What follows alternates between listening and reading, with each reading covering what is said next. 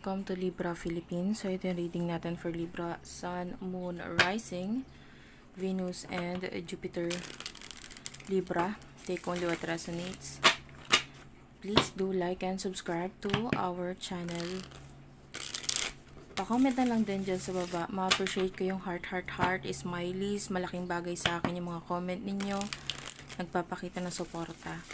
Start na po natin ng reading. Sa mga gusto ko personal reading, Jing Tarot Reader,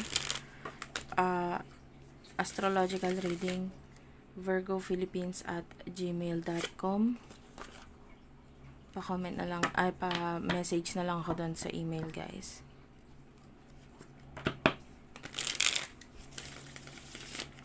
Let's start. What do we have here for Libra, please? You do have your Six of Wands and the Seven of Cups.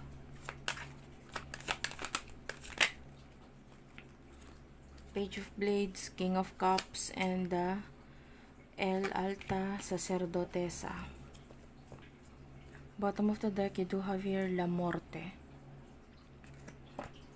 Okay. So, I feel like with the Six of Wands and the Seven of Cups,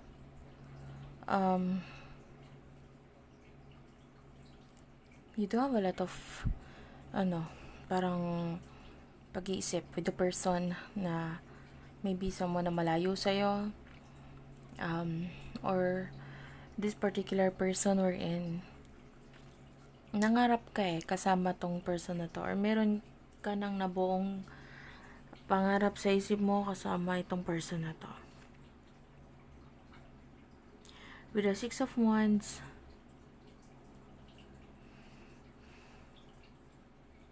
I feel like you have already reached the point in your life wherein nakuha mo na yung mga bagay na gusto mo, and now you're done. Parang ayaw mo na mangarap ulit. Parang ayaw mo nang umasa ulit. Parang ganun. Parang okay naman nakuha ko na yung mga kailangan ko.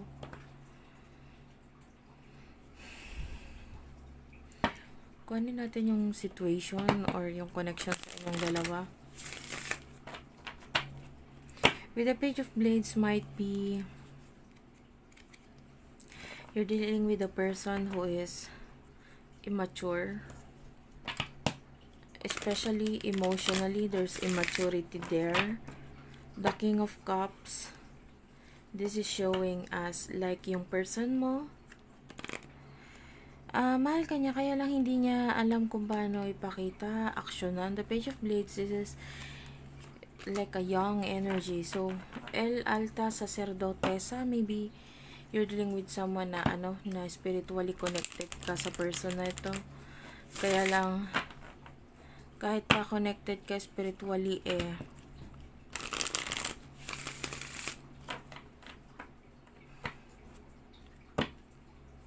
maybe masyado siyang bata sa'yo.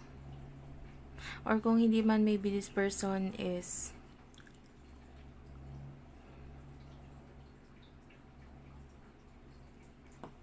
ayun nga, pwedeng walang masyadong action. Medyo immature siya pagdating sa pag-take ng actions. Ano yung connection or situation sa inyong dalawa ng person na ito? For Libra, please. You do have your signs, respect, and enlightenment. So, sa nakikita natin dito, pwedeng the bottom of the deck is deeply.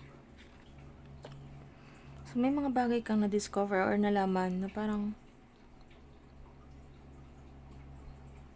maybe these are signs, no? Na parang mas naging clear para sa'yo. Na parang respetuhin na lang kung ano yung actions na ginagawa ng person na ito. Maaring yun yung decision niya. It's like some sort of like clarity para sa'yo. Medyo naliwanagan ka na parang ayaw mo na siyang isipin. Parang ganun. Kasi parang pag inisip mo siya, parang ka nag-expect na hindi mo naman alam kung mag-expect ka pa or dapat ka pang mag-expect. So, yung iba, yung enlightenment or yung pagkagising na yun or yung mga nalaman mo na yun, maybe through social media or through websites or maybe through spiritual na bagay, nalaman mo na parang ay hindi ko na gustong or hindi na dapat ako ma-obsess dito sa person na to. Oo, spiritually connected kami, kaya lang wala na eh. 'Di ba? Parang mahirap na eh, masasaktan lang ako. Parang ganun. And maybe nagkaroon na kayo ng parang healthy boundaries.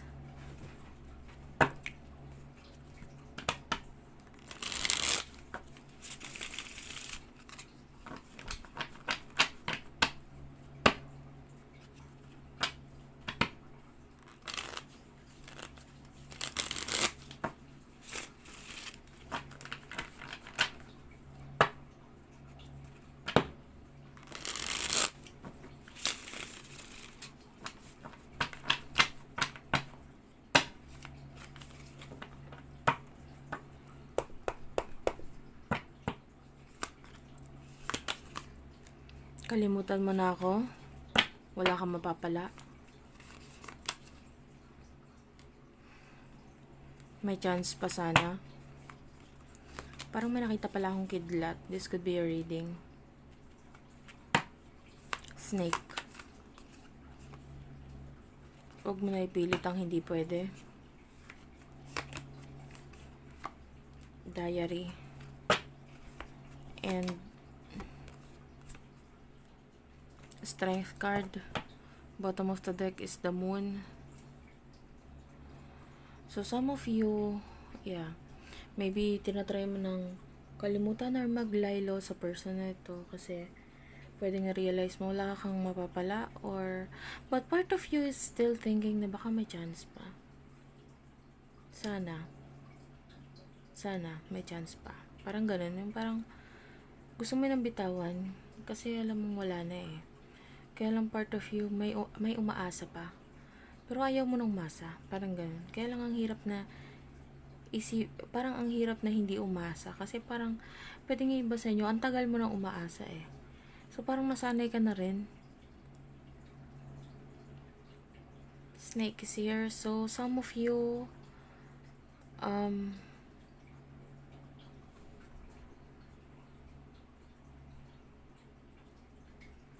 pwedeng may mga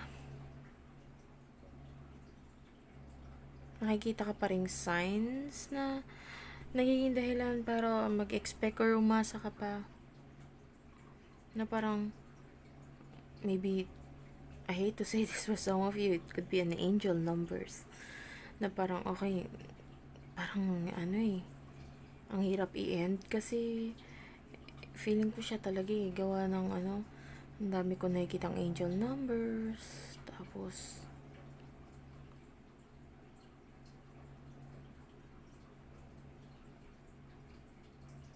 in a way, parang nagiging toxic or yung iba nagiging obsessed ka na dito sa person na to. La Muerte is at the bottom of the deck. So, some of you, you're thinking of ending something. Maybe ending a job or a career or something stable in your life. Yung iba, gusto mo nang i-end with a Four of Blades. Parang gusto mo nang tanggapin na itong ending nito or dapat i-end itong bagay na to kasi pwedeng mahirap para sa'yo.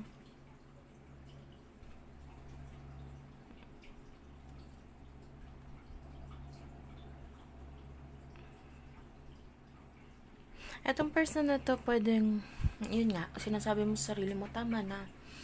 Hindi na kasi pwede eh. Huwag mo na ipilit. Parang ganon. Pero ang dami niyang memories sa'yo or ang dami mong nabanggit na sabi sa kanya na parang nakapagpatibay lalo ng connection or ng chances sa inyo. Like, you feel like pwedeng, baka naman may chance pa kasi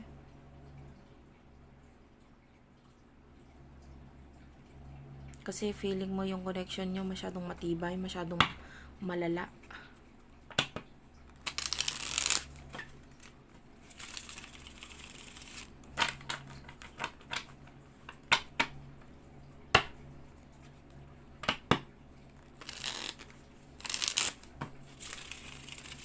Okay.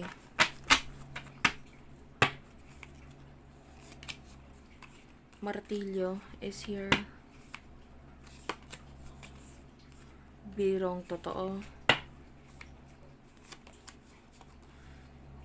BFF. New beginning. May chance pa.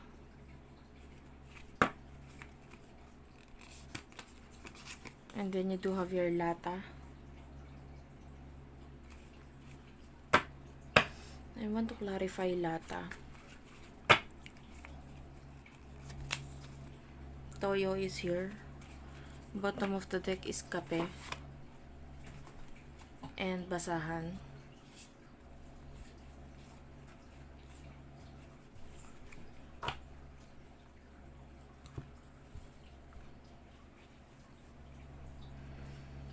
I can see Cancer, Scorpio, Pisces, Aries, Leo, Sagittarius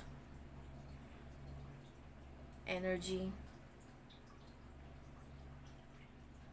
Gemini, Libra, Aquarius. So, sa nakikita natin dito,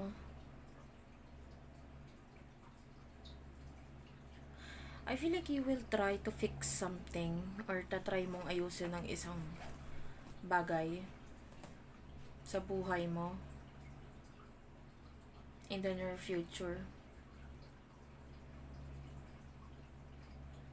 Pero in a way, mas nakikita natin na mas nakatingin ka na, nakafocus ka na sa realidad. With regards to this person,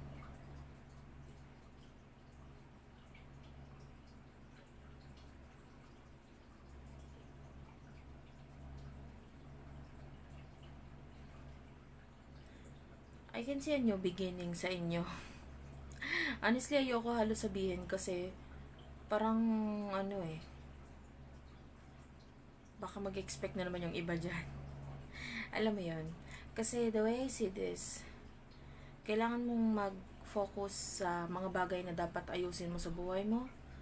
And parang wag kang mag-focus dito sa person na to. You know? Mag-focus ka na lang sa maybe sa mga kapatid mo, sa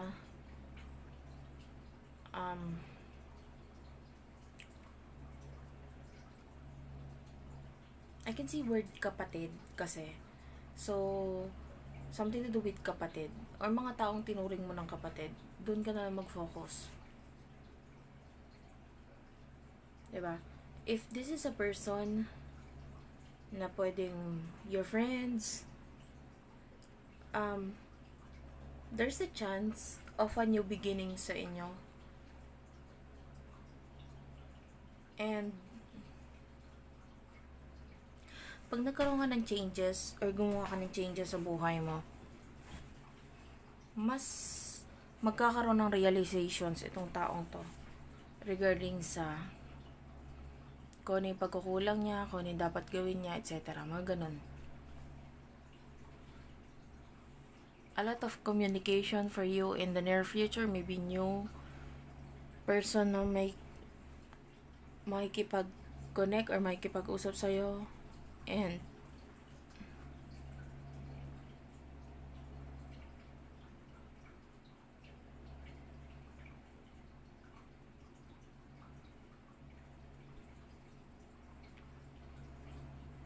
honestly, wala akong makuhang, what I feel is a lot of struggle. Parang paghihilahan. Para akong nakita ng tug of war dito yung laro na ganun.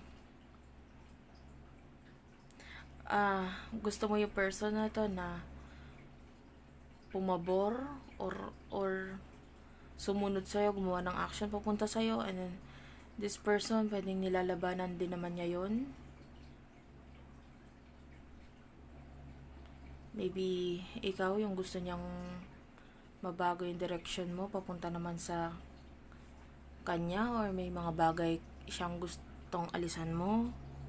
Things like that. So, nagkakaroon ng struggle. And, yeah, wala akong makuhang message masyado dito, but I feel like,